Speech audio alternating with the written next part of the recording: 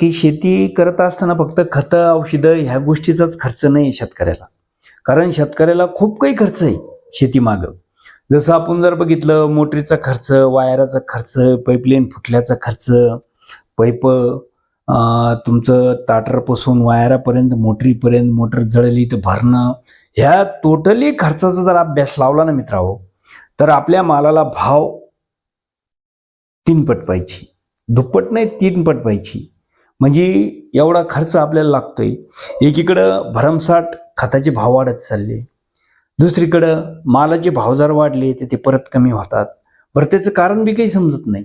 जर 11-12 हजार रुपये क्विंटल कापूस एक साल जातो आणि लगेच दुसऱ्या साली लगेच तो 6, 6.5, 7 हजारावर येतो.